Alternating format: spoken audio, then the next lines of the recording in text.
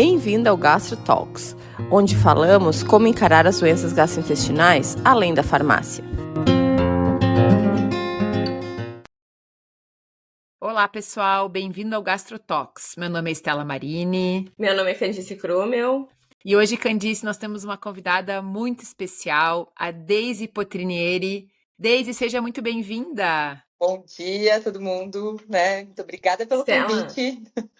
Estela, coisa boa que foi tu que falou, porque agora que eu vi o sobrenome da Deise, eu não ia conseguir falar nunca isso. A minha língua alemã não deixaria de jeito nenhum eu falar um sobrenome assim. Candice, nós estamos aqui na terra dos italianos, né? Eu e a Deise, nós moramos em Caxias do Sul.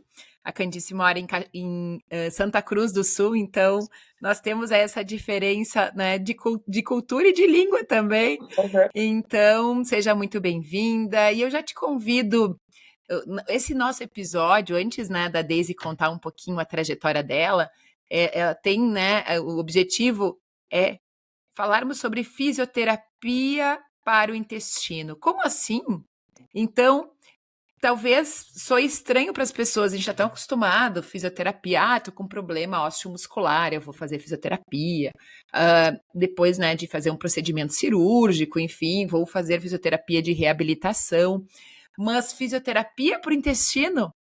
Fala um pouco mais para nós sobre essa tua área de atuação. Então, a Deise, ela é fisioterapeuta e já faz bastante tempo, né, Deise? Há mais de 10 anos que tu te dedica à fisioterapia pélvica. Então, fala para nós o que te despertou o interesse e essa tua trajetória dentro da fisioterapia. Digamos que tu não fez o caminho convencional, né? Porque grande parte dos fisioterapeutas acabam indo para outras áreas de atuação.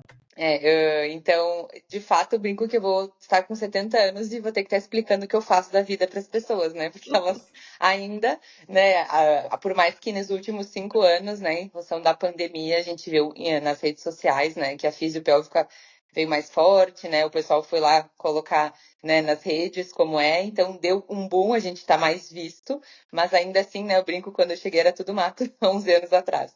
Então, dentro da própria graduação, né, a gente tem um pouco de contato, né? No meu caso específico, nem tive uma matéria específica sobre isso, né?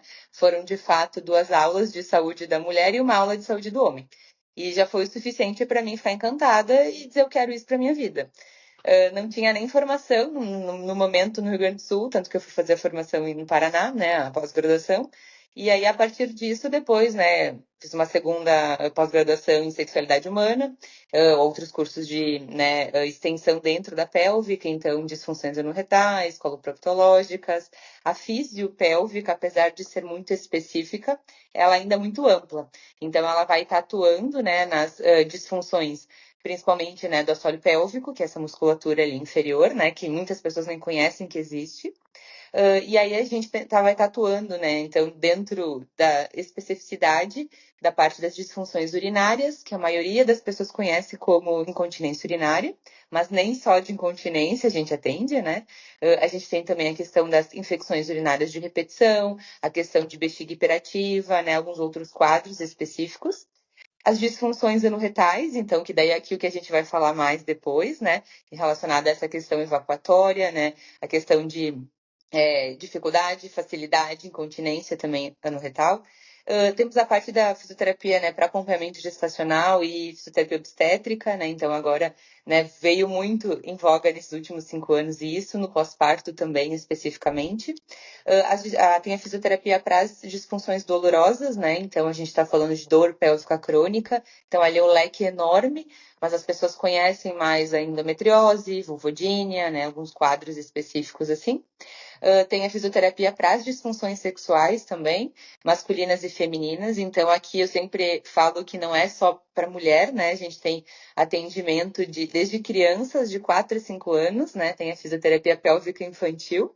E a gente vai até os 90 anos, né? Para todos os credos, cores e pessoas, né? A gente fala que a fisioterapia pélvica atende pessoas, né? Não atende um gênero específico. E aí, dentro disso, né, todos os pré e pós-operatórios, né, de cirurgias pélvicas, cirurgias oncológicas na região também. Então, a gente tem, de fato, muita coisa dentro da pélvica e eu acho que eu não esqueci nada. Não, ô, Estela, a gente achava que na gastro a gente atendia bastante coisa, né? É. Exato. É bastante amplo, né, Aham. Daisy? E o quanto realmente, quando o paciente começa a fisioterapia pélvica, e especialmente nas condições que nós vamos falar a seguir, o quanto melhora a qualidade de vida. Então, eu digo sempre, esse trabalho interdisciplinar, né? O paciente vai procurar o gastro pela queixa, daí faz a avaliação e depois esse trabalho em conjunto faz muita diferença. E vocês não acham que os pacientes às vezes têm um pouquinho de resistência quando a gente fala que tem que fazer fisioterapia? Ontem eu atendi uma paciente que eu fui pedir para ela no sistema da Unimed a fisioterapia, eu vi que o outro médico que tinha atendido ela já tinha pedido. Eu falei, olha que bonito, tem aqui um pedido do fulano de tal dela. Ah, pois é, que daquela vez eu acabei me perdendo, mas dessa vez eu vou, então. É. Eu acredito que sim, mas principalmente os pacientes com sintomas intestinais, que é grande, O foco da gente, nosso né? grande público, né, enquanto gastroenterologistas, tanto eu quanto a Candice, nosso foco é intestino, o paciente gera tanto desconforto, seja a constipação, enfim, gera tanto desconforto, altera tanto a qualidade de vida que ele quer muito resolver, né? E eu percebo, Candice, que hoje existe até um movimento talvez um pouquinho diferente, que é assim, como a Quer gente... mais uma coisa assim que resolva mesmo, não remédio. Exato. Então nós sabemos que, né, e constipação intestinal é uma dos grandes motivos de nós encaminharmos para o fisiopélvico. Nós sabemos que 80% da constipação ela é funcional, ou seja, está relacionado realmente ao estilo de vida, né? Então tem toda essa questão da alimentação, do tripé, né? Alimentação, hidratação e o exercício físico. Mas 20% ela tem algo mecânico. Então, que daí são os pacientes que se beneficiam da fisiopélvica. E muitas vezes, o que eu percebo no consultório, são pacientes que estão há anos sofrendo de constipação. Há anos. E que fica nessa busca por aumentar a fibra, fica nessa busca por tomar mais água, fica nessa busca por poder entender, tá, mas olha só, eu faço tudo isso e meu...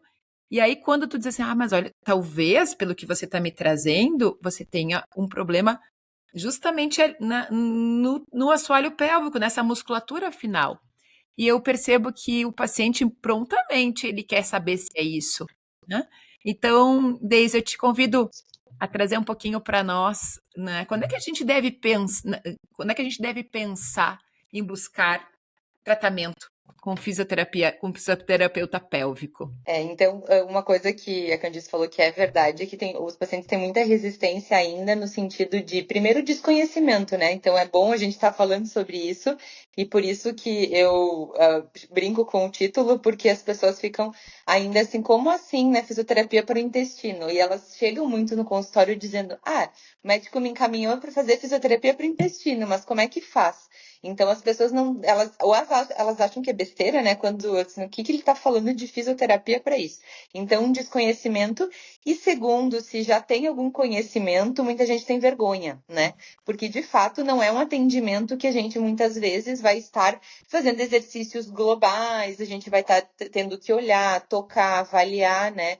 Fazer exercícios específicos numa região íntima. Então a gente ainda esbarra na questão do tabu, da vergonha, né? Porém, assim, a maioria das pessoas, né, de fato quer resolver o problema. Então, quando elas já chegam com muito tempo, assim, né, principalmente de busca, elas estão naquele momento que eu só quero resolver. Então, pode fazer o que precisa, eu vou fazer. Então, né, seja por daqui a pouco começar a pesquisar também na internet, né, então acaba tendo mais informações. Então, acho bacana esse movimento, né, do paciente vir buscar. Muitas vezes, como tu comentou, né, o médico vai encaminhar algum outro profissional de referência também, mas o fisioterapeuta também é um profissional de primeiro contato. Então, muita gente viu na internet, leu, que achou que pode ser talvez um problema biomecânico, né, uma questão ali, e aí já busca direto o físio. Então, acaba que o fisioterapeuta, né, tem, de fato, né, a capacidade para fazer avaliação cinético-funcional, dar o seu diagnóstico, e a partir dali, na avaliação, que é uma anamnese bem detalhada, a gente vê se tem, de fato, também questões, né, clínicas, e já indaga esse paciente se ele já, né, investigou, como é que tá isso, porque se não não fez, a gente encaminha também, ó, tem que buscar, né, uma avaliação clínica, médica. Então, é uma via de mão dupla, né? Muitas vezes vem encaminhado, muitas vezes a gente encaminha para os outros profissionais também. Bem como encaminhar para o Nutri, encaminhar para o psico, encaminhar, né, para, enfim, o educador físico, para o exercício, a gente tem que falar na equipe multidisciplinar. Mas como é que a gente pensa, né, daqui a pouco, o que me chama atenção em relação à fisioterapia e o meu quadro. Quando a gente pensa nessa sensação de esvaziamento incompleto, então, né, eu vou ao banheiro e eu tenho sempre a sensação, na maioria das evacuações, né, de uma semana, que não esvaziou completamente. Outra sensação muito comum referida é quando eu vou pro banheiro e eu tenho uma sensação de bola, de peso lá embaixo, né, que parece que tem algo literalmente entalado. E muitas vezes o cocô não está numa consistência, né, mais ressecada para justificar essa dificuldade, né? Essa sensação de peso. Então, falando, né, nessa questão mais voltada para a parte no retal. Quando a gente tem também incontinência, né, que eu não consigo segurar conscientemente, né, a questão dos gases e de matéria fecal. Então, quando há perdas involuntárias, também a gente tem que se atentar. Pessoas que têm histórico de fissura, né, ano-retal, porque normalmente a fissura ela é uma questão de um combinado de esforço evacuatório, fezes ressecadas, né, e muitas vezes o esforço evacuatório é por causa dessa questão biomecânica que está alterada. Então, pessoas que, né, a coisa do sofrimento para fazer o cocô, né, que é difícil, que, né, eu sempre falo um esforço evacuatório excessivo. Outras questões que fogem um pouquinho dessa parte no retal, então, a perda involuntária de urina, né, que não é normal em nenhum momento da vida, então a gente ainda está batendo nessa tecla, levantando a bandeira, não importa a idade. Dor e desconforto na relação sexual, né, então também não é normal, não é comum, a gente precisa investigar, pode ter uma questão biomecânica, muscular ali. A questão do dor, né? Dores e desconfortos de um modo geral nessa questão pélvica, né? Seja para o xixi, para o cocô, né? Sexual. Então, algumas coisas que às vezes a gente acha que é normal e, né, normaliza, mas não é. Também só queria falar um negócio, tem uma outra queixa que os pacientes, eles, tipo, têm muito medo, que são fezes afiladas, né? Em fita? Achatadas? Uhum. É isso, daí eles chegam, tipo, eu tô com as fezes bem fininhas, porque eles têm medo que seja um tipo de neoplasia que tá achatando as fezes. E às vezes é hipertonia do esfíncter. O esfíncter tá tão apertadinho que as fezes saem afiladas também, né? Isso, eu acho muito legal, talvez depois a gente colocar aqui a imagem, né, de um assoalho pélvico para as pessoas poderem ver como é que é, né? Mas de fato, essa musculatura. Eu vou anotar aqui, deixa eu ver, eu vou procurar uma imagem para colocar. Ou tu me manda uma imagem, depois eu coloco. Pode ser, porque as pessoas não imaginam que tem músculo ali embaixo, né? E de fato, se essa musculatura não relaxa adequadamente, se a gente não faz uma manobra expulsiva adequada, esse jogo de pressões, essa biomecânica, ela acaba se alterando, não funcionando da forma que deve ser, e aí por isso que causa dificuldade. Então, por muitas vezes a gente consegue readequar isso, e é coisa de poucas sessões, não é aquelas a perder de vista, assim, né? Tratamentos longínquos, e a gente já consegue resultados muito bons, né? Então. Tem um fator, Daisy, que até eu estava lembrando agora, nós fizemos o 39º episódio sobre o celular e o intestino. O impacto do uso do celular na saúde intestinal. E nós falamos, né, sobre 3 pontos principais de não levar o celular para a mesa, para justamente poder mastigar bem a comida e degustar a comida, e não levar para o banheiro. E a Candice justamente trouxe pontos bem interessantes, né? Ela trouxe assim, puxa, mas eu tô lá no celular, aberto ao meio externo, tipo, não estou com a minha privacidade, né? E é interessante, porque a gente pensa, não, eu tô aqui só vendo videozinho. Mas eu gostaria que tu trouxesse um pouquinho para nós, né? A gente acabou não falando desse assunto, mas eu acho que é um tema tão atual. E agora com essa nova série que saiu dos adolescentes, eu acho que está muito em alta essa discussão do real impacto da tela na nossa vida. Então, gostaria de te ouvir, né, ouvir a tua percepção, se tu acha que esse hábito, esse comportamento repetitivo que se tornou um hábito para grande parte das pessoas, de levar o celular como um companheiro na hora de evacuar, sob o ponto de vista de fisioterapeuta pélvica, qual é a tua impressão? A impressão é que todo mundo leva alguma distração. né? Então a gente, às vezes não é nem o celular, às vezes é o pet que vai junto no banheiro, né? Às vezes enfim, a revista antigamente que ficava ali no cantinho, né? Já dos banheiros, né? Já tinha uma coisa ali preparada para isso, né? E eu escutei já de vários pacientes, assim, né? De mais idade falando, mas eu ouvi do fulano, do ciclano, que eu tinha que ir lá e relaxar, e aí eu tinha que esquecer da vida. E aí era para ficar lendo, aí era para mim ficar fazendo alguma coisa. O celular veio para substituir as revistas que a gente encontrava no banheiro. Só que esse é o principal problema. As pessoas acabam se desconectando do aqui e agora. E a primeira orientação que eu dou em consultório é bem isso: não pode levar nenhuma distração para o banheiro, porque a gente não está prestando atenção no que a gente está sentindo e no que a gente está fazendo. E aí, quando tu começa, né, a fazer uma avaliação física, tu percebe o quanto as pessoas atualmente estão desconectadas do próprio corpo. Elas não sabem o que elas estão sentindo, elas não têm percepção corporal, propriocepção, coordenação, faz alguns questionamentos para elas, alguns testes, elas não sabem dizer. Então, simplesmente parece que o corpo delas não é delas. Elas estão habitando essa casca e elas estão desconectadas. E aí, por isso que eu digo, quando pergunto assim, então, quando, né, tu faz o esforço lá para fazer cocô, tu para de respirar ou tu respira? Não sei. E você faz alguma manobra para talvez ajudar o cocô a sair? Alguns sabem responder, outros não. O abdômen, ele fica protuso? Você, né, faz uma contração? O que acontece? Não sei. Então, como tu te posiciona? Nunca parei para pensar. Então, assim, coisas que são tão corriqueiras do dia a dia, mas que a gente não presta atenção. Então, às vezes as pessoas também dizem, é um processo de autoconhecimento a fisioterapia, porque ela vai se conectar de novo e vai poder resgatar muitas coisas que ficaram para trás. É muito importante, Daisy, essa tua colocação. É a mesma percepção que eu tenho no consultório quando os pacientes têm sintomas digestivos. 20% em torno, isso eu estou falando que a literatura nos mostra, né? Mais ou menos 20% das queixas do consultório do gastro, o problema realmente está no estômago ou está no intestino. 80% das vezes são os fatores externos, que geralmente está associado ao estilo de vida. E essa desconexão no momento da refeição, essa desconexão no momento de ir no banheiro, essa desconexão na hora de dormir, realmente eu digo, né, para os pacientes, o nosso corpo é a nossa casa. É a nossa, onde é que a gente mora desde o dia que a gente nasceu e vai morar até o último suspiro. É nessa casa. E o quanto é desafiador hoje com tantas distrações, o corpo está aqui, mas onde está minha mente? Onde está a minha mente agora? Esse é um exercício que eu faço todos os dias, né? Tô lá tomando meu banho, onde está minha mente agora? É a hora do meu autocuidado. Ou seja, estou fazendo uma atividade que ninguém pode fazer por mim.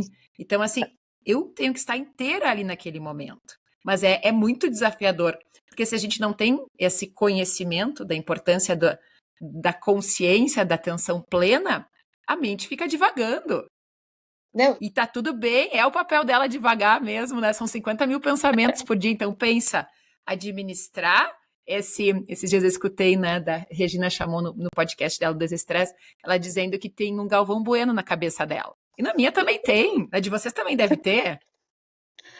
Afinal, nós pertencemos à mesma espécie, né? Então, é normal ter sempre um cérebro hiperativo, só que é aí que está o nosso papel. Opa, agora calma, respira, e nós temos essa âncora maravilhosa chamada respirar fundo, como realmente eu digo, né? Volta para o meu eixo, respira, calma, agora é hora de evacuar. Não é hora de fazer nada, momento de ócio, pronto. E esse ócio criativo, né? Porque muitas ideias podem surgir nesse momento, inclusive, né? Eu sou, assim, ó, super, super concordo. Eu sou uma, que o banheiro realmente é o momento do ócio criativo, né? Então, realmente, acho que faz todo sentido, né, nós termos esse momento. Candice, queres fazer alguma observação antes da gente Não, passar achei para o muito próximo? interessante que a Deise estava falando e eu estava pensando como é que eu sou no banheiro. E eu tava tipo, é tal coisa, né? Porque realmente a gente não presta atenção nessas coisas, não é uma coisa assim que, tipo assim, tu foi falando, eu fui, tipo, né? Mas é uma coisa que eu fico pensando, agora eu vou fazer isso, agora eu vou fazer aquilo, agora meu abdômen faz isso, né? Não, tipo assim, tu senta ali e tipo assim, eu faço cocô muito rápido, entendeu? Então, assim, tu senta ali, deu, né, sabe? Mas eu né? acho que é para ser rápido mesmo. Eu também. Exato. Eu não fico nem 3 minutos no banheiro. O que eu vejo, assim, é pacientes que têm, de fato, a gente brinca, né, amostra viciada, porque quem nos busca normalmente É, já tem, né, algum problema.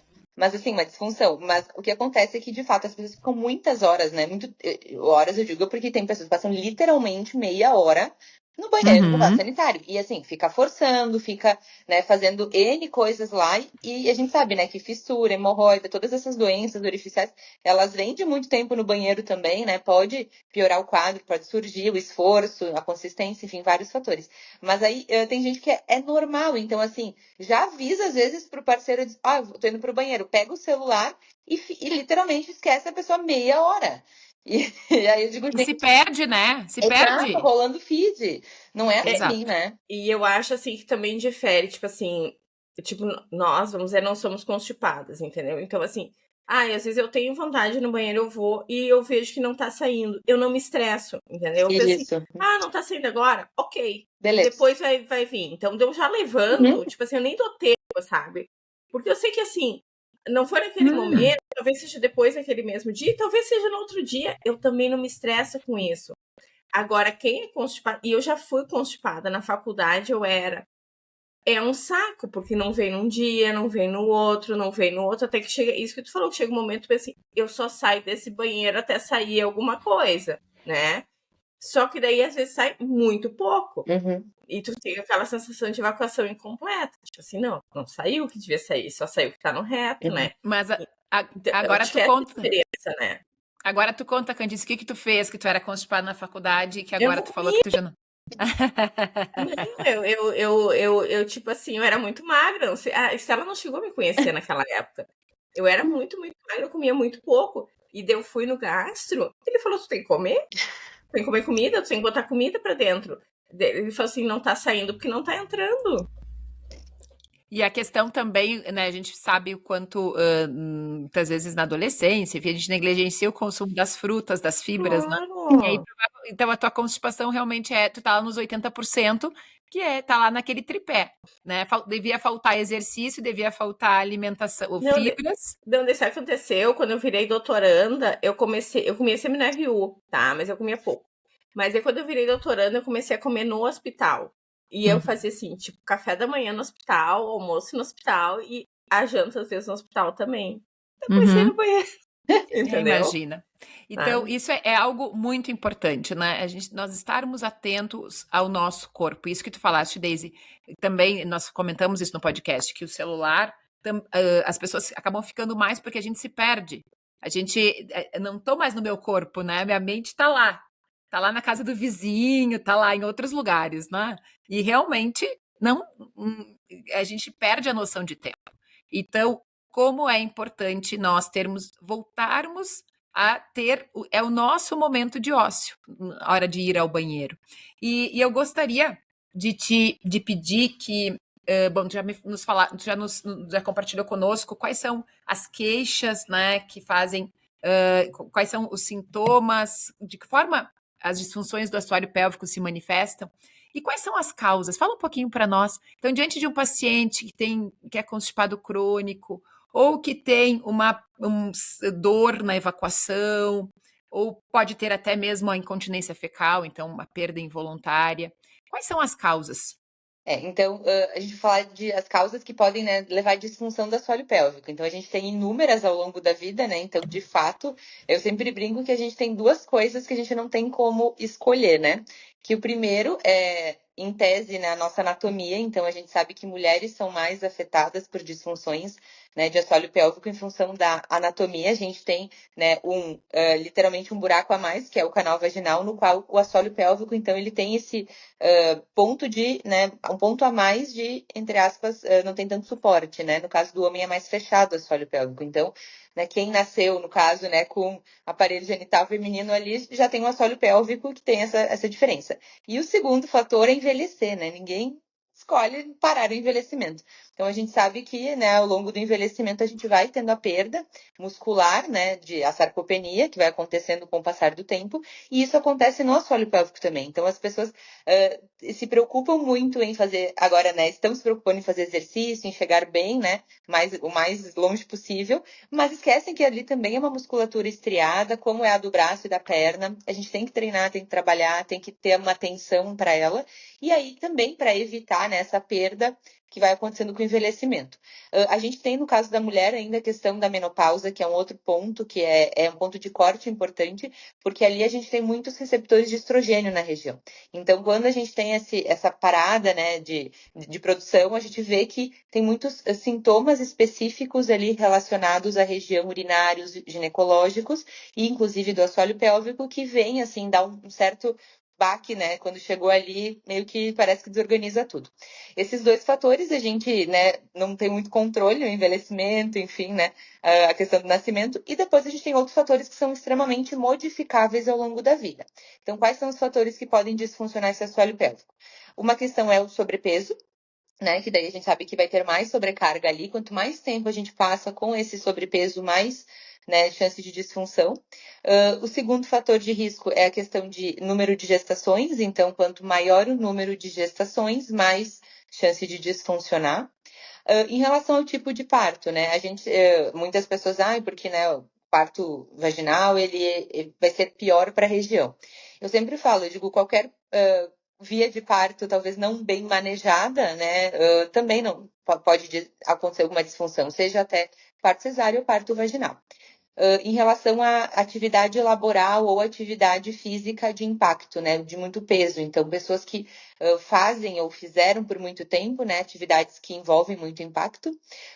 E a gente está falando aqui, não é assim, atividades de extremo impacto muitas vezes. Só para ter uma ideia, numa corrida, a cada vez que o pé bate no chão, para o assoalho pélvico é vezes 8 o impacto. Então, aí a gente, né, viu ali um boom de pessoal indo correr na pandemia, né, fazendo exercício, começando assim, né? Então a gente tem que ter um cuidado, né? Então pacientes jovens começaram a apresentar sintomas em função, né, das atividades físicas mais de impacto. Outra coisa que também vai contribuir é a questão de constipação. Então a gente sabe que longos períodos de constipação pelo esforço excessivo, estiramento excessivo da musculatura também pode, né, levar. Na verdade, a origem, né, a atual teoria é que todas as disfunções elas viriam de uma questão neuromuscular, né, uma degeneração neuromuscular. Então, se a gente pensar que o impacto tem, né, sobrecarga e estiramento ali, a evacuação, né, a constipação muito forçada tem estiramento, a questão de sobrepeso vai ter um estiramento, a gente vai ter um envelhecimento que vai ter essa neurodegeneração. Flacidez. Então, tudo a teoria, né, faria sentido dali, pensando nessas questões de disfunção gerais, né? Quando a gente fala daqui a pouco de uma questão de um bloqueio evacuatório por uma questão de falta de coordenação muscular, daí a gente entra, por exemplo, não é muitas vezes um assoalho pélvico que ele vai ser. Não estamos falando de fraco ou forte, a gente está falando muitas vezes de falta de percepção e coordenação, apenas isso. A gente está vendo muito, eu vejo também, estou vendo muito nos últimos anos, a tendência de assoalho pélvico hiperativo. Então, a gente não está mais só falando de assoalho pélvico fraquinho, flácido, que a gente fala, vê essa nomenclatura. E sim, pessoas que são extremamente ligadas no 220, né? Extremamente já com um comportamento, assim, acelerado, e que tem uma hiperatividade dessa musculatura, no qual elas nunca ouviram falar, elas não sabem que existe, e aí fica complicado elas entenderem o que está acontecendo. E aí eu faço a analogia, eu digo, quando você tá passando frio, quando tu não faz isso aqui, né, fica assim encolhido e aí tá assim, fala, o teu assoalho pélvico é a mesma coisa, né, ele tá aqui, ó. E aí tem muita gente que, né, refere até a questão de dor, né, na região pélvica, exatamente porque o assoalho pélvico está numa hipercontração que, meu Deus do céu, né, eu brinco que eu suo para soltar esses assoalhos pélvicos porque, de fato, ele fica extremamente rígido. E aí eu também faço a analogia de um amortecedor de um carro, né, uma molinha. O assoalho pélvico ele tem que ser maleável ao ponto de absorver, né, os impactos que tem, né, em relação à parte do tronco, do abdômen, né, as pressões que tem ali. E ele tem que ser, ao mesmo tempo, com uma resistência, ele tem que ter firmeza para poder, né, não deixar a coisa andar demais. Não, sabe que há Agora já faz alguns meses, uma paciente me procurou por dor anal. E ela sentia dor no ânus, tá? E ela já tinha 60 anos, fazia muito tempo que não tinha feito colonoscopia. Eu falei, não, vamos fazer uma colono. Acho que não deve ser nada, mas vamos fazer uma colonoscopia. Ela estava sedada, dormindo na colono, sedada. Eu fui fazer o toque retal, que a gente tem que fazer antes. E o meu dedo, que é um dedo fino, não entrava no ânus dela, de tão contraído que estava o esfíncter, sabe? E ela estava sedada. Daí, quando ela acordou, eu fui lá falar com ela. Eu falei, olha, isso aí é contração que tu tem ali. Tu tá tão contraída que dói, chega a doer. Porque não tem nada, tipo assim, de lesão, não tem. Mas mesmo sedada, o teu ânus estava contraído, sabe? E aí tu imagina, né? A pessoa vai defecar e ela, né, precisa relaxar, e aí aquele cocô que sai fininho, né? Bem fininho, né? O calibre bem. Às vezes tem que usar alguma questão laxativa, porque não passa, né? Fica aquela sensação de não evacuar tudo, de, né, tá muito apertado. Então, a gente vê muitas vezes onde dá sinal a questão da hiperatividade, é, por exemplo, algumas pessoas que referem dor na relação, né? Então fica com dificuldade, inclusive, para ter algum tipo de penetração, fazer exame, né, de ecografia transvaginal, enfim, o próprio gineco às vezes tem dificuldade de fazer o exame, então acaba que daí já acende um alerta de, opa, essa musculatura talvez está muito hiperativa. Mas às vezes ela não vai ter sinal ali, vai ser, né, uma questão mais de compartimento posterior, de uma musculatura mais específica, né, então do bulbo retal, dos elevadores do ânus, então algumas coisas, às vezes vai ter outros sintomas que vão indicar e outras vezes não. Tanto que tem paciente que chega para mim com, por exemplo, a queixa evacuatória, quando começa a fazer a avaliação, a gente vai ver que tem dificuldade, não esvazia completamente também a parte urinária, tem dificuldade na relação sexual, então a lista começa a aumentar. Né? Deixa eu fazer uma pergunta. Os pacientes, as pessoas, né, que fazem sexo anal, elas têm mais disfunção ali da parte evacuatória ou não tem nada a ver? Então, o que se tem de estudo, né?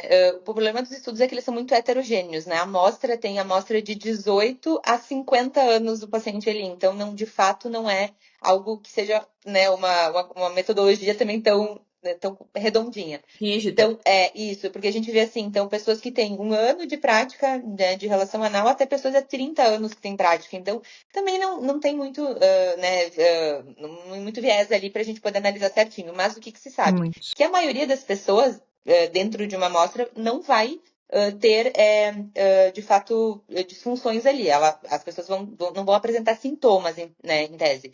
Mas uma porcentagem vai ter... Os primeiros sintomas que aparecem daqui a pouquinho é em relação à perda de flatos, né, e de SOI, né, das fezes líquidas, esse muco, e baixa porcentagem, menos de 3%, perda de fezes sólidas. Mas quais são as teorias mais aplicadas em relação a isso?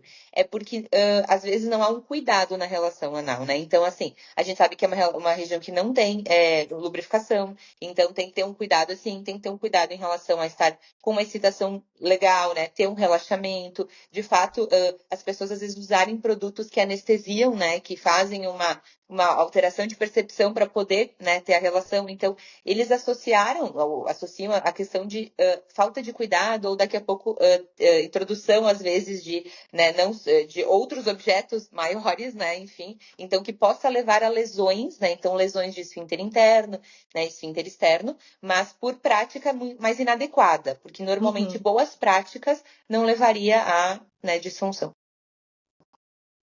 Tem algo que eu gostaria que tu falasse um pouquinho, Daisy, que nós fizemos um workshop de saúde intestinal da mulher, onde a Daisy pôde, então, palestrar, e foi ótima as orientações que ela passou.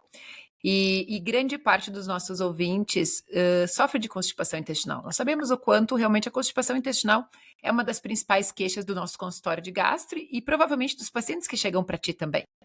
E aí no workshop tu trouxeste para nós a posição ideal para evacuar. Eu acho que isso é uma informação e o nosso podcast também tem esse papel, né, de educação em saúde. E às vezes é um detalhe, mas é um detalhe que faz toda a diferença. Então, gostaria que tu passasse para nós, né? Qual seria, a gente já conhece, né, a utilidade do banquinho para erguer, né, os pés, mas às vezes as pessoas não têm clareza, tá? Mas o porquê que faz tanta diferença, né? E aí uma posição alternativa que eu gostaria que tu, né, quando tu não tem o banquinho, por exemplo, não vai dar com o banquinho. Eu lembrei agora quando os meus filhos estavam na função do desfraude, eu andava com piniquinho, né? Não tem como andar com banquinho, né? Então, assim, gostaria que tu compartilhasse conosco, né, justamente qual seria, em termos de fisiologia, qual é a melhor posição para evacuar e de que forma, né, essa questão da nossa posição no momento da evacuação pode estar dificultando a descida do bolo fecal. Na verdade, a gente já está recebendo muito paciente que diz, né? Eu já ergo os meus pés, eu já uso, né, um apoio. E aí eu pergunto, como é o teu apoio? Porque assim, não é simplesmente pegar o lixinho, que é redondo, colocar na frente de você, aí fica o pé assim, aí você fica toda espremida assim, né? Até piora. Exato! E aí o lixo é redondinho, aí deita o lixo, aí ele desliza, né? Daí eu falo, não, gente, não é qualquer apoio também. Primeiro, em relação à posição, né? A gente sabe que a melhor posição que eu brinco da vida para relaxar o assoalho pélvico é cócoras. Então, assim, quando a pessoa, de fato, consegue já fazer uma cócoras, já é um meio caminho andado, eu brinco, porque a cócoras, ela pode ser utilizada e acrescentada na sua rotina, pensando em relaxamento de assoalho pélvico, em facilidade de evacuar, pré-banheiro. Então, assim, alguém tá com aquela vontadezinha muito fraca, será que é? Não é? Já pode fazer uma cócoras prévia ali do lado do vaso mesmo, que daí às vezes já ajuda para, né, relaxar o assoalho pélvico, descer um pouquinho desse bolo fecal. Não consigo fazer cócoras, tenho limitações de joelho, enfim, né? Aí a gente fala o quê? Vamos colocar esse banco ali, né, que vai facilitar. Porém, quais são as medidas ideais desse banco, né? Ele tem que ser comprido o suficiente que caiba as pernas soltas e relaxadas, então, de fato, não vai ser um lixinho, ele vai ter que ser mais largo, né, mais comprido. Vai ter que ser largo o suficiente que caiba o pé inteiro, sem ficar na ponta do pé, sem, né, faltar espaço para o pé. Ele tem que ser alto o suficiente que, em tese, teoria, tá? Seria uma angulação de quadril de 35, 45 graus, né? A gente tem que, olhando de lado, a pessoa ficaria com o joelho, de fato, mais alto. Mas aí a gente pode até por uma imagem, né, da pessoa no banquinho, para também ter o pessoal poder visualizar. Mas aí é uma questão que muitas pessoas me referem, por exemplo, Daisy, mas eu tô lá com o banquinho bem certinho, mas eu não consigo relaxar. Então eu falo, bom, vamos tentar descer um pouquinho esse banco, né? Porque cada pessoa tem a sua particularidade, a sua limitação também. Então, pode ser que o ideal talvez não se aplique nessa questão de altura. E cada pessoa tem uma altura e a gente tem que pensar que o vaso sanitário, apesar de ser padrão, ainda pode variar. Então, a gente tem que pensar um pouquinho melhor na altura. A questão da estabilidade. Que é o quê? Ele tem que ser firme e estável, que eu possa me inclinar lá na frente, colocar os cotovelos no joelho, e ele não vai escorregar, cair, quebrar, não vou ficar com medo. Então, por isso que não é qualquer apoio. A gente já sabe que tem os banquinhos para vender na internet, né, de MDF, de PVC, que já tem antiderrapante, bonitinho, ou daqui a pouco dá para adaptar alguma coisa que tem em casa. Mas, normalmente, as adaptações não dão certo, né? A gente tenta, mas não dá. E a questão do não ter o banco, então, o que eu normalmente comento? Pelo menos tentar inclinar o corpo, né? Deixar o pé inteiro no chão, inclinar o corpo à frente, colocar lá os cotovelos para diminuir esse ângulo, né? A gente fica inclinado. E segundo, se a pessoa tem mobilidade, permite, eu até já falei, já tive paciente que me trouxe, que ergue o pé e coloca o pé na porta ou na parede, né? Se é aquele banheiro mais pequenininho e consegue erguer e colocar o pé ali, então também acaba, né, diminuindo esse ângulo. Mas não é todo mundo que consegue. Então, na falta do banco, a maioria das pessoas vai conseguir inclinar o corpo à frente, tomando cuidado para não ficar na ponta do pé, porque senão não relaxa membro inferior, não vai relaxar assoalho pélvico, né, consequentemente. E aí a questão do pé na parede ou na porta, se caso conseguir. E aí, com o pé na parede, e daí, fazendo essa posição que tu falaste do pé, mas aí também tu vai trazer o tronco para frente? Vai precisar, porque vai estar... Não precisa. Exatamente, a gente vai conseguir ficar mais para trás, porque o teu joelho já vai estar muito próximo aqui, né? Já vai ter, o membro inferior já vai estar mais elevado, então não precisa inclinar. Então a gente fala, ou a perna tem que subir ou o tronco tem que descer, né? E o banquinho é contra dos dois, a gente consegue fazer, né, o tronco e a questão da perna confortavelmente. E no workshop tu comentaste algo que eu achei bem interessante, Daisy, que é o aumento da constipação depois que nós nos tornamos, nós mudamos o hábito e começamos a evacuar no vaso sanitário, né? Então a Daisy trouxe, acho que foi 300% que tu falou, né? 200%. A incidência de constipação quando nós abandonamos o antigo hábito, né? Acho que os nossos avós ainda usavam não sei como é que se chamam, como é que se chama em Santa Cruz, lá em Pelotas se chamava patente, né? Não sei como é que também, claro. Não, mas na verdade os nossos avós já. Porque eles faziam aquelas casinhas com buraco, né? Isso Já aí. era Já tinha. sentado também, nossos avós, guria. E, A questão tu falou, né, do índice de constipação é hemorroida e, de fato, né, a questão de não esvaziamento completo aumentou muito com o uso do vaso sanitário, que não é algo Mas fisiológico. quando eu fui pra Dubai, lá tem uns banheiros que é só um buraco no Curtos. chão, né? É, isso aí. Eu não na quis França usar. Eu fiquei também. com medo. Nos De banheiros de colocar isso. estrada da França também é. É no Hã? chão. E eu vejo o pessoal indo viajar e se apavora, né? E faz vídeo. Meu Deus, como assim? Eu falo, gente, e inclusive eles fazem vários estudos porque eles são uma população que fica muito de cócoras, né? Então tu vê no Oriente Médio, eles estão, às vezes no mercado público, eles estão comendo de cócoras. Eles estão comendo aqui, eles se reúnem, eles não sentam, eles ficam de cócoras. Então a gente sabe que, né? De fato, é uma posição muito importante para o desenvolvimento humano e a gente perde, né? A gente é criança, consegue fazer e depois vai perdendo ao longo da vida.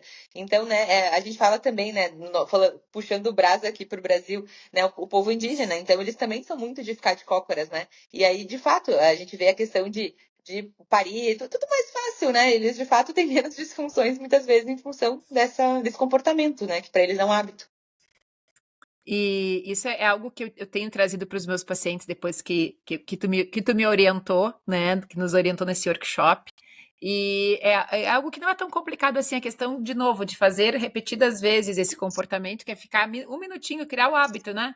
Ah, antes de tomar banho de manhã, a gente sabe que o movimento peristáltico de manhã é mais favorável, né? A fisiologia, em torno das 6h30, 7 da manhã, como começa, o nosso corpo acorda. No momento que nós nos expomos à luz natural, existe aquele pico de cortisol, nosso corpo, né, ele já acorda logo. Então, realmente, esse movimento é facilitado. Então, toma café, daí já vai, né, vai tomar banho, vai se organizar, mas antes, um minutinho de cócoras, mais uns minutinhos no vaso. E é interessante que muitas vezes os pacientes me dizem, doutora, eu nem estava com vontade de evacuar, Isso. foi só eu ir para a posição de cócoras, sentar um pouquinho no vaso, relaxar, pronto. E aí é muito interessante essa rotina, porque tomo banho, já vou trabalhar, e aí, se der vontade de evacuar ao longo do dia, às vezes, a situação em que nós estamos, tô numa reunião, no nosso caso, estou lá atendendo um paciente, é difícil realmente parar tudo. Agora, algumas situações a gente consegue. O ideal realmente é ir no banheiro quando dá vontade, né? Mas a gente sabe como é a vida, não é? O Então, ideal é ser que nem criança, né? Uhum. Tipo, tô indo ali fazer cocô, já volto. Exato, né? Melhor coisa. Exato. Então, eu realmente penso muito, né, que tem hábitos que a gente pode estar introduzindo na nossa rotina e que fazem diferença. E não é perder tempo, muito pelo contrário, a gente sabe o quanto é bom, né, de sair de casa, que bom, meu intestino já funcionou, tudo certo. Então, vale a pena, né, Deise, esses minutos. Outra dica também que é importante que, né, acho que é legal além da posição, eu sempre pergunto até onde você abaixa a sua calça e a sua calcinha quando vai no vaso, né? Uhum, Que a maioria das pessoas uhum. faz o quê? No meio, na coxa, né? No metade da coxa, no máximo no joelho. E aí eu digo, olha, a gente sabe que numa região fria é difícil, porque no inverno a gente tem bota até o joelho, fica mais complicado. E frio, né? Então a gente mal bate aqui. Mas pensando em relaxamento, né, de membro inferior, pensando em relaxamento do assoalho pélvico, o certo é que nem criança. É colocar lá embaixo no tornozelo ou tirar fora, ficar sem nada e depois colocar de volta a roupa. Mas, né, na correria, às vezes o máximo que vai conseguir baixar até o tornozelo, mas para ficar com a perna relaxada e conseguir, de fato, né, evacuar melhor e relaxar melhor. E a questão da posição de sentar na cadeira, porque nós sabemos, né? Infelizmente, hoje nós somos uma população que tem uma tendência a ter comportamento sedentário, que é justamente ficar mais do que. Geralmente, o ideal seria 4 horas sentado por dia, né? Esse seria o ideal, mas nós ficamos muito mais do que isso. Eu sou uma pessoa que eu fico pelo menos 8 horas sentado por dia, e por isso que eu realmente, para as pessoas que ficam muitas horas sentadas, o ideal é fazer atividade física todos os dias para compensar o tempo sentado. Mas eu lembro também que no workshop tu comentaste sobre a posição, porque também dependendo da forma como nós sentamos, nós podemos predispor às disfunções do assoalho, né, Deise? Acho que também essa é uma orientação importante, prática. Eu brinco que a gente fica muitas horas bunda na cadeira, né? Então, eu Uhum. falo, quem tem muitas horas bunda no seu dia a dia precisa, de fato, ter pequenas pausas porque a gente fala, eu brinco também que o assoalho pélvico não foi feito para ficar tanto tempo comprimido ali, né? Então, de fato, tem diminuição da circulação, diminuição da percepção. Então, a gente precisa de tempos em tempos levantar. Então, para quem tem, né, essa disponibilidade, eu falo assim, olha, assim, a cada meia hora tenta descomprimir esse assoalho pélvico, que é o quê? Eu sempre assim, levanta da cadeira, não precisa nem ir passear. É só levantar, pode continuar olhando o computador, mas só levanta. Para poder, de fato, né, ter uma descompressão ali. A gente pode estar falando também de, né, vai falar com o colega, não manda mensagem, vai até a mesa, sabe? Então faz pequenos movimentos, assim, se possível, né? Outra coisa é, quem não consegue ou não pode levantar, pelo menos fazer algumas contrações de assoalho pélvico, né, como forma de bombeamento, assim, né, para poder movimentar essa região, poder estimular ela um pouquinho, não ficar tanto tempo ali, né? Mas a gente sempre, claro, também pensa numa ergonomia, né? Como vai ficar melhor, né? A gente já sabe que tem essa preocupação com a cadeira e tudo mais, né? O home office que veio na pandemia, então o pessoal estava, né, mais preocupado, mas ainda assim a gente sempre tenta, né, obviamente, né, sentar nos isquios, que são os dois ossinhos que a gente tem ali embaixo, e ficar um pouco mais alinhados, porque daí a gente está bem sentadinho no centro do períneo ali, bem certinho. E não naquela coisa de sentar no sacro lá atrás, né, que a pessoa vai escorregando assim, que daí começa, né, a ter desconforto, muitas vezes, né, nessa região do cóccix, né, as pessoas têm algumas particularidades do seu cóccix também, que daí acaba interferindo com o assoalho pélvico. Então, a ideia não é nem muito para trás, nem muito para frente. A gente sentar bem no meinho ali para poder, de fato, ficar numa posição mais, né, interessante para a região. Mas o principal, eu acho que é ainda levantar mais. Não ficar tanto tempo com ele comprimido. Perfeito. Candice, essa pergunta é para ti. Quando tu tem um paciente constipado, tu costuma... então, tu fez toda a investigação, o paciente já está comendo bem, né? O tripé tá ótimo, comendo pelo menos as 25 gramas de fibra, tomando os 35 ml quilo água a dia, fazendo exercício regularmente, e mesmo assim o paciente refere constipação. E fezes, então, endurecidas, com dificuldade na evacuação. Tu costuma já encaminhar direto para o fisiopélvico ou tu costuma pedir exames de investigação? Eu acho isso. Acho sacanagem a Estela, porque eu falei pra ela que aqui em Santa Cruz não tinha os exames, tá? Tometria não tem? Não tem, não Entendi. tem. Guria, na verdade, o que eu faço, tá? Eu peço o raio-x de trânsito colônico, que é o que a gente tem aqui, para investigar a inércia colônica. Se tivesse manometria, eu pediria a manometria, tá? Eu não pediria a defecografia, tá? Neste momento. Eu pediria a manometria. Antes tinha, uns anos atrás tinha, daí o médico parou de fazer. Daí eu pedia o raio-x de trânsito colônico e a manometria anorretal. Mas tem outro exame que a gente também pode ver para ver a disfunção do assoalho pélvico, é a defecorressonância ou a defecografia, né? Que a gente não tem aqui, tá? E eventualmente eu falo, às vezes os pacientes, eles têm filho em Porto Alegre, coisa e tal, eu falo, se tu quiser fazer lá, então seria bem interessante, às vezes, eventualmente eles fazem, eventualmente não. Então, daí o que acontece? Eu vejo o raio-x de trânsito colônico. Se estiver muito ruim, eu às vezes não mando para físio, porque eu acho que é a inércia colônica mesmo e tento tratar isso. Quando o raio-x de trânsito colônico tem assim ali um trânsito lento ou normal, às vezes é normal, sem nenhum marcador, né? Eu converso com ele, e a maioria das vezes é mulher mesmo, né? Sobre fazer fisioterapia, e eu encaminho para fisioterapia para ver se dá uma ajudada. Mas no meu caso, é bem empírico. O meu encaminhamento ele é mais empírico. Mas, eventualmente, o paciente se queixa que tem um pouco de incontinência. Então, assim, mesmo sendo constipado, fala assim, quando eu vejo tem um pouquinho de cocô na calcinha, né? Ou a pessoa se queixa, como vocês falaram, de que sente aquela bola, mas que, tipo, a bola não sai. Então, tem queixas, assim, que faz eu encaminhar quase de primeira, assim, para fisioterapia, né? A pessoa fala, eu tenho que fazer muita força, eu sinto que tá ali, mas que não tá saindo, né? Eu já encaminho para fisioterapia. Ou, às vezes, já tem mulher, por exemplo, pergunta sobre incontinência urinária. Então, é constipada e tem incontinência urinária. A chance de a disfunção ser no assoalho pélvico é muito grande, né, Daisy? Então, Candice, eu individualizo a conduta. Tem pacientes, sim, que eu solicito a manometria no retal. a DFECO acaba pedindo mais quando tem suspeita de algum prolapso, né? Que seria um estudo dinâmico, né? Só para vocês entenderem um pouquinho a diferença. A Candice falou no tempo de trânsito colônico. Como é que é esse exame? Ele é um exame onde o paciente toma um líquido que tem umas argolinhas, né? Então ele tem como Os se fosse marcadores. um marcador, e aí vão fazendo raio-x sequenciais, porque daí tem um tempo estimado para a saída desses marcadores. E aí, claro que como ele é radioopaco, então tu consegue no raio-x ir acompanhando. E aí tem pacientes, às vezes, que é 4, 5, 6 dias e os marcadores estão lá ainda. Então, esse é um tempo de trânsito colônico alterado. Então, ele tem realmente essa inércia colônica. Então, a musculatura do intestino como um todo, ela está alterada. Então, realmente não é justamente lá na descida o problema. Então, são pacientes que não se beneficiariam tanto assim da fisioterapia. Mas às vezes no raio-x de trânsito colônico, eles estão com um monte de marcador, mas tudo ali no reto.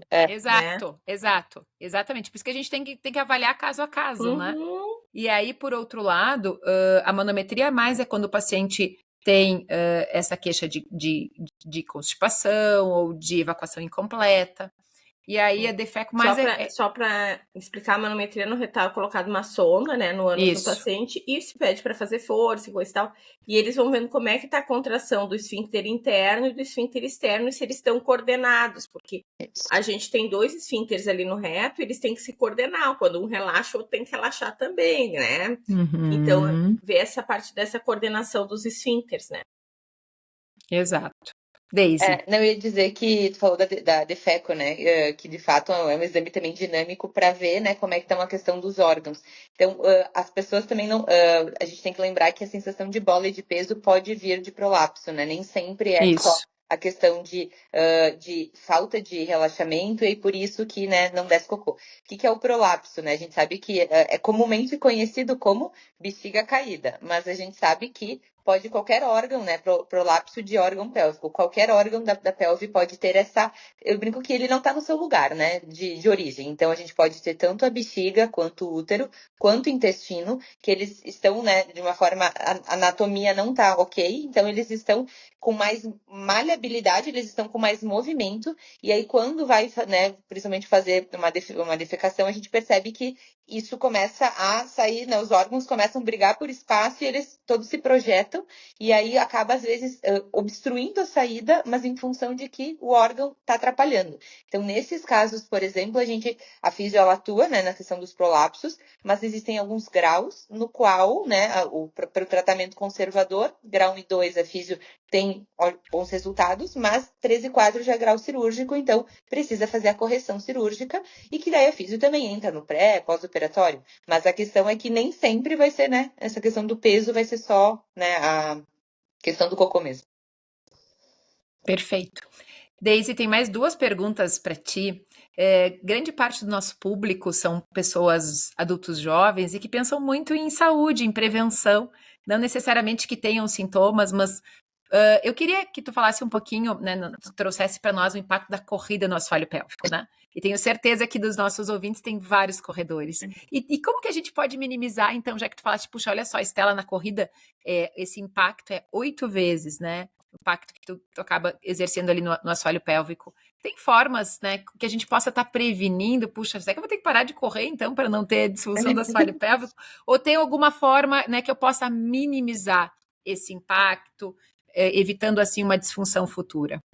Então, sabe, né, corrida democrática, não é só corrida, né, a gente vai estar, quais são os esportes que mais tem, né, índice, então a gente está vendo agora CrossFit tem muito estudo, né, porque de fato é bastante peso, é bastante impacto, tem a questão da corrida, outros esportes que tem muito salto, né, pulo, enfim, então seria basquete, vôlei, a ginástica artística, né, que tem aquela questão do impacto bem forte, então pensando a longo prazo, a ideia é o quê? Que não que a gente tenha que desistir da modalidade, se a gente gosta, né? E sim a gente poder se precaver, poder se melhorar e poder continuar, né? Em alguns momentos, né? Às vezes, conforme o caso, a gente pede para dar uma aliviada, né? Até que a gente está fazendo tratamento para depois poder retornar melhor. Porque, de fato, senão o fator de risco principal continua ali. E aí a gente pede para dar uma maneirada para conseguir. Mas ainda assim, a ideia é que a pessoa consiga manter a sua atividade. Pensando assim, assim, o que é sinal de alerta, né? Se jump é outra coisa que tem bastante também, né? Que mulher faz bastante. Então, algumas coisas de treinamento funcional, HIIT, enfim, né? Se você já faz a modalidade, você já percebeu que tem o escapezinho de urina, que já tem, né? Ou daqui a pouco fica sujinho ali a questão, né? Da sujidade ali de cocô, alguma coisa assim. Isso aí já é sinal de alerta, já tem que buscar. Não importa se a pessoa tem 20 anos e que só perca naquele momento, porque já é um sinal de que tem alguma disfunção ali que tem que, de fato, olhar e tratar, porque a tendência é ser progressivo. Então as pessoas acham, porque eu parei a modalidade, eu tô curada, não tenho mais problema nenhum, tudo certo. Não, na verdade é um sinal de alerta de que, né, tu só tirou o fator de risco ali, mas ele tá ali, né, tá instalado. Então tem que, em outro momento vai voltar, mais adiante, numa gestação vai voltar, e, né, quando envelhecer um pouco mais, outra modalidade é capaz de retornar. Então já tem que buscar, né, auxílio. Então, avaliação, né? Então, daqui a pouco, médico referência, né? Ou daqui a pouco já direto para físio também é uma outra opção. E a questão de cuidado, né? Então, a gente fala, né, do treinamento específico da musculatura do assoalho pélvico. Hoje a gente vê muito curso online, né? Então a gente vê, é curso de pompoarismo, é aperta e solta, contrai e relaxa. A gente vê muita coisa online que, eu sempre falo, o online ele é legal porque ele leva conhecimento, mas não dá para aplicar tudo para todo mundo. Então a gente vê muita gente que compra e que começa a fazer, e a gente tem um dado que eu acho isso maravilhoso, que é assim, 10 pessoas, né, que não tem nenhuma disfunção de assoalho pélvico. De cada 10 pessoas, dessas 10, a gente sabe que 3 não vai saber contrair e relaxar o assoalho pélvico. Então, se a gente pensar que não tem queixa nenhuma, eu já posso ser uma pessoa que eu não tenho percepção e eu não vou saber executar direito. Se a gente tem alguma disfunção nesse assoalho pélvico, esse índice cai de 8, sobe de 8 para 10.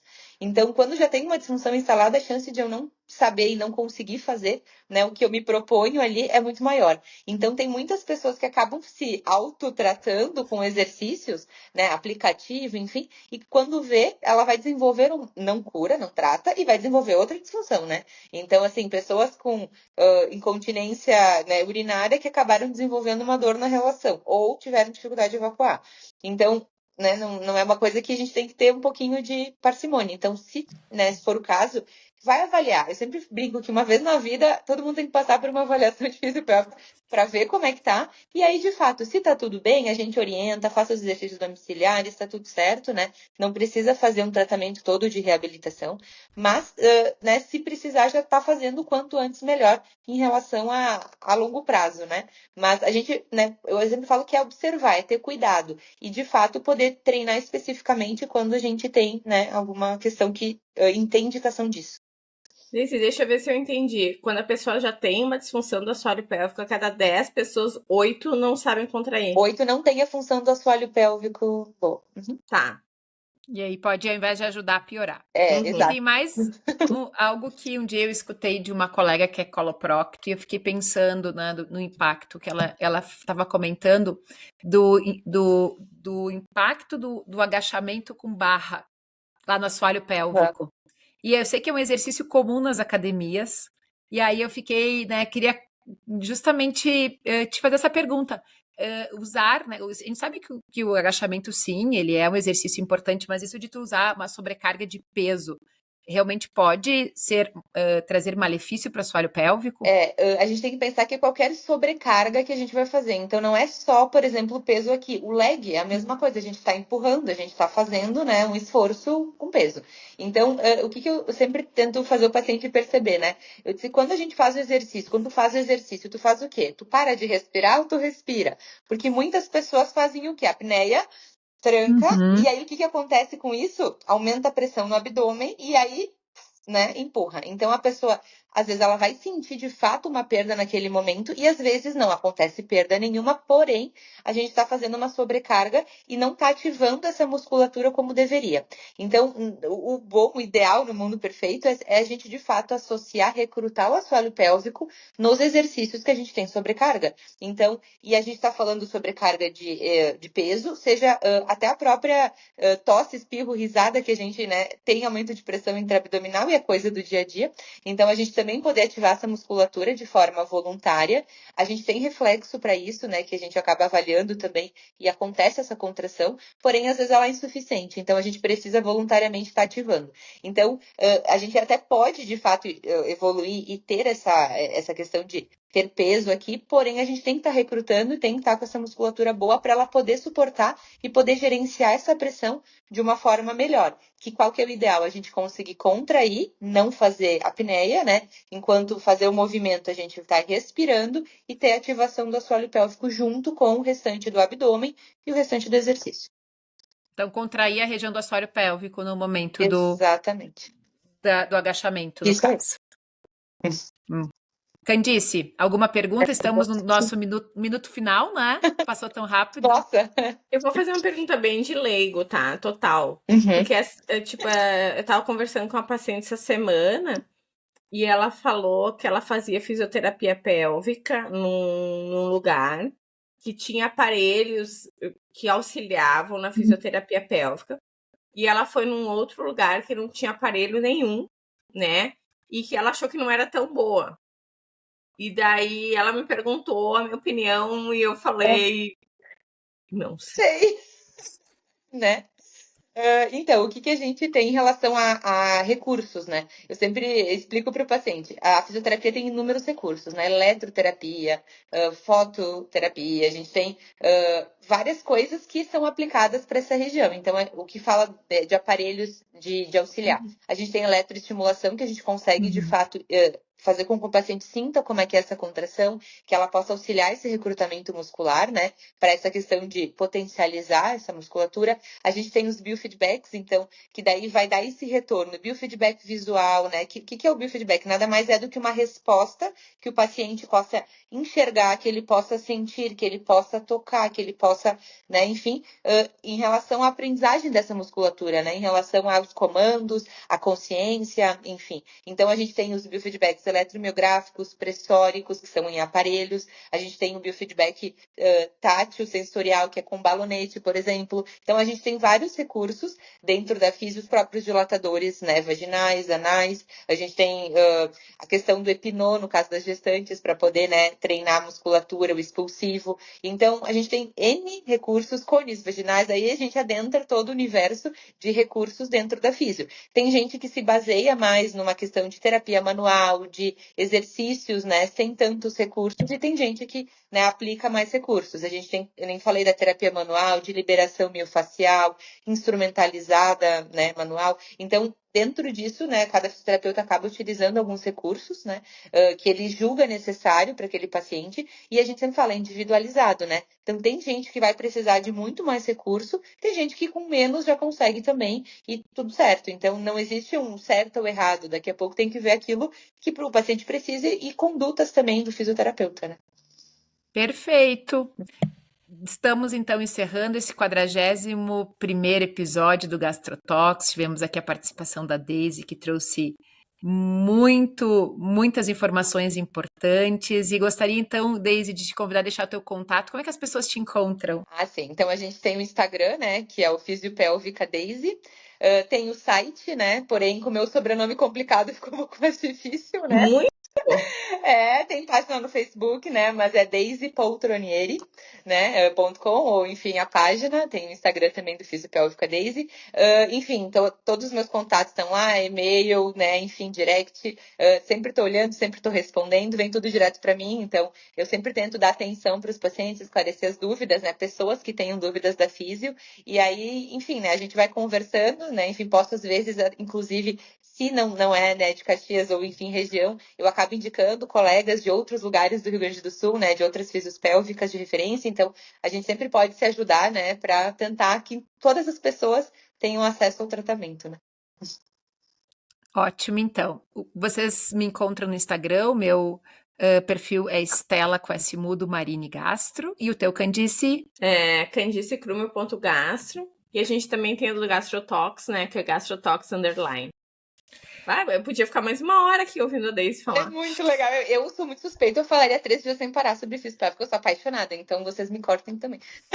Daisy, mensagem final, então, deixando aí para os nossos ouvintes, né? Sejam mulheres ou homens, né? Como você já disse, já desconstruiu que fisiopélvica é para mulher, que qualquer idade se beneficia, qualquer gênero se beneficia. Então, tua mensagem final para esse podcast. O que eu acho que é importante é a gente se observar e se olhar com carinho para essa região. Eu vejo ainda muito as pessoas com essa cultura de eu vou uma vez por ano no gineco, as mulheres, né? O homem com a questão do urologista é só lá mais tarde, né? E aí, assim, a gente tá, às vezes, né, tendo disfunções acontecendo, quadros, enfim, que estão se arrastando por muito tempo e que se a gente tivesse, né, olhado, se observado com carinho e ido buscar, né, uma ajuda antes, a gente não teria, talvez, chegado em, né, sintomas tão grandes. Então, a gente não ter vergonha, não ter tabu, a gente pegar o espelhinho, se olhar lá embaixo, né, a gente poder se tocar, a gente poder desmistificar um pouco dessa região, que faz parte do corpo, ela é totalmente, né, natural, ela é totalmente, né, nossa, e aí a gente poder saber se conhecer e dizer aquilo que tá normal, aquilo que não tá, aquilo que, né, mudou com o passar do tempo. Então, a gente poder olhar e poder buscar ajuda nessa região também, que ela faz parte da saúde como um todo, né? Excelente. Então tá, vamos nos despedindo, então. Até o próximo episódio. Nos deixem as sugestões, os comentários. E em breve voltaremos com mais um episódio. Tchau, meninas. Tchau, muito obrigada.